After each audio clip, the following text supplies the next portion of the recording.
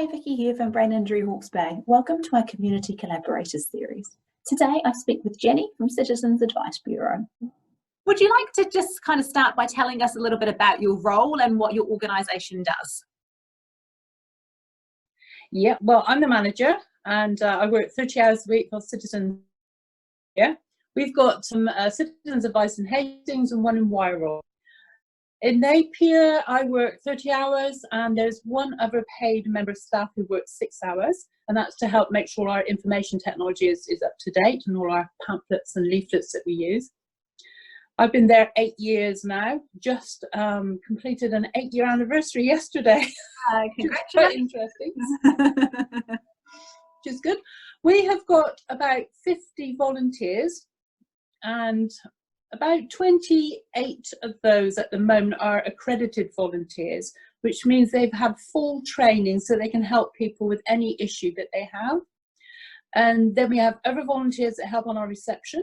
Those are younger volunteers, maybe they're looking for work or they want some job experience, or they don't want to go into the deep training that you have to be an interviewer.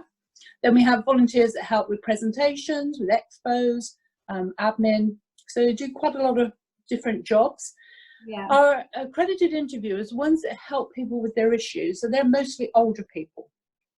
So I've just done a recce actually, and most of them are over 70. Yeah. So they're in this vulnerable age group. Yeah, makes it difficult. It does actually, but I mean, they're the ones with all the life experience. They've all had good careers. They've gained a lot of wisdom. They have patience, and they're the ones that are here to help people in the community. They want to give back, you know. So they're really lovely people. But with this COVID outbreak, we were watching it for a couple of weeks actually before it got really bad. We were concerned, so we started to plan ahead before. I think before we did nationally really take any great steps. Yeah. So our CEO sent out a memo to all bureaus across the country. There's about 84 bureaus across the country to say that, look, plan ahead, this is going to happen. Most of our workforce are older, so we need to protect them as well. So we actually closed our face-to-face service just before the 20th of March, Friday the 20th.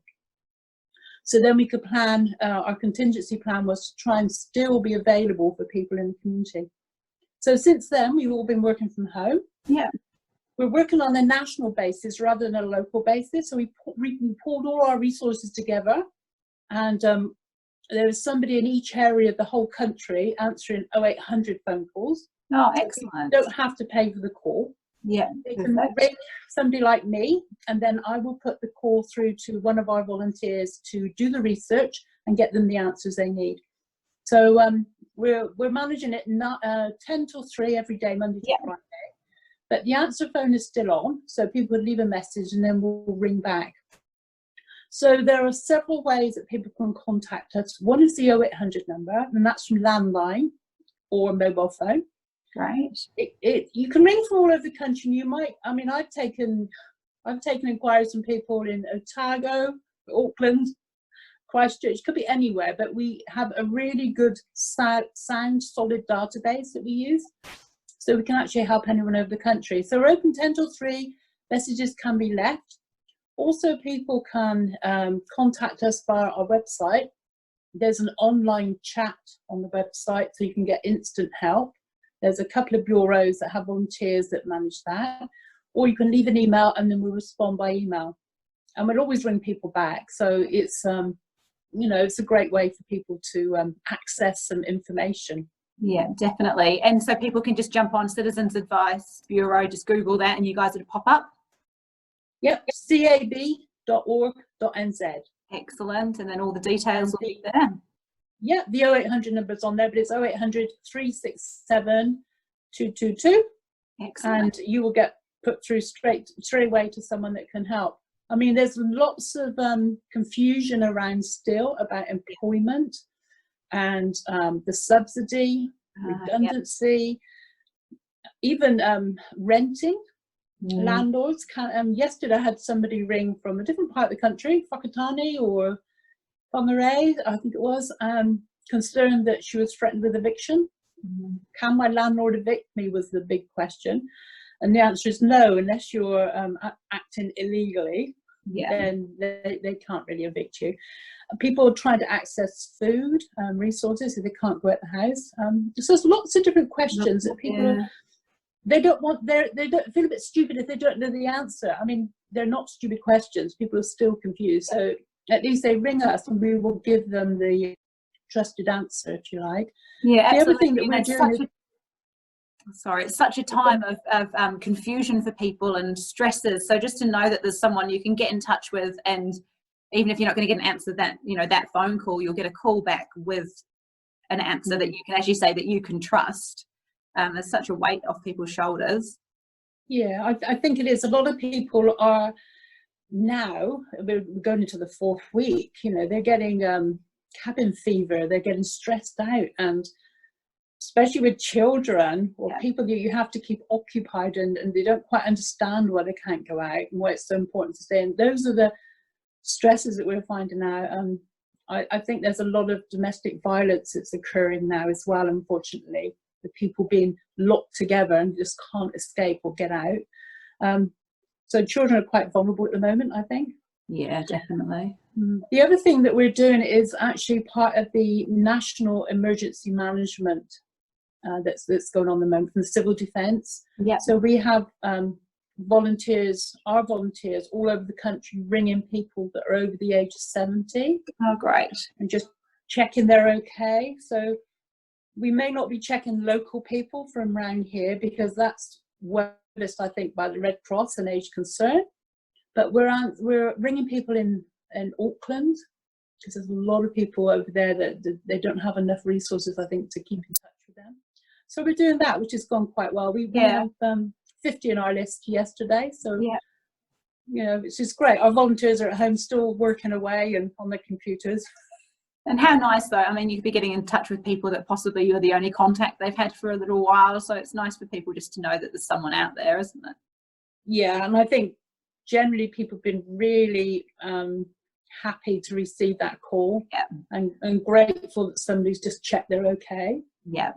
Which is good. It's good to know that they are. There's been a couple that we've had to follow up, so we wouldn't have had that opportunity otherwise. So we've been able to make sure that they're okay and they get what they need. The other thing I think I need to say is that our service is completely confidential.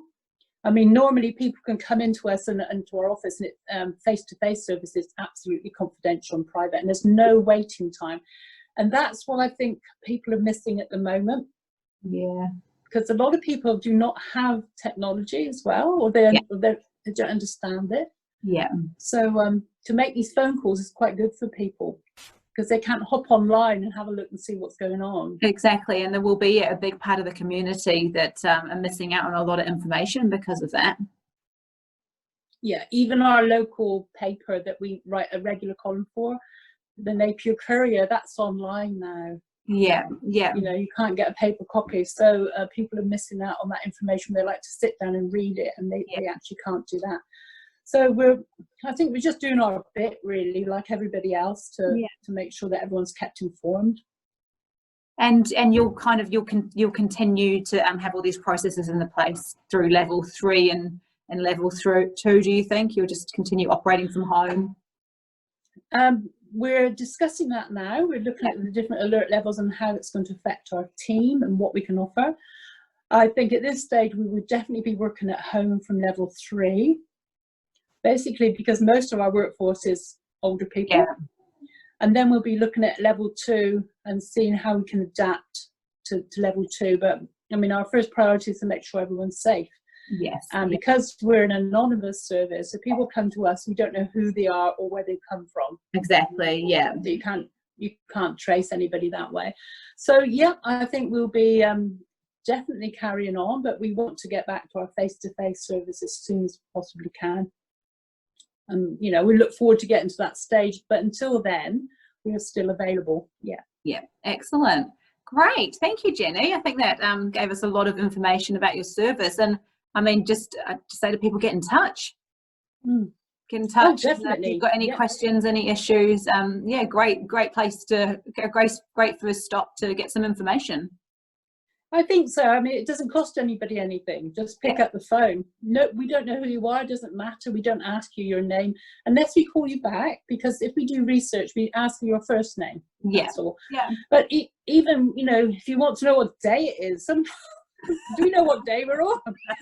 No, I don't. You know, half the time. At the moment, we don't know what day we're on, what time it is, but and what's happening in the community. Some people just like to know, you know, what can I get? What essential services are operating now? Yeah, things like that. So yeah, I would say just pick up the phone, go to our website. There's lots of information on our website anyway. right. But if you want to talk to a person, we're here, and there you go. It doesn't cost anything, and we're happy to talk to people. Excellent. Well, thank you so much for talking to us today, Jenny. Do you want to run us quickly through your 0800 number again? Yep, 0800 367 222. Excellent. And the website is cab.org.nz. Yeah, so I highly recommend, if you've got any issues, get in touch with Citizens Advice Bureau, and they're there to help.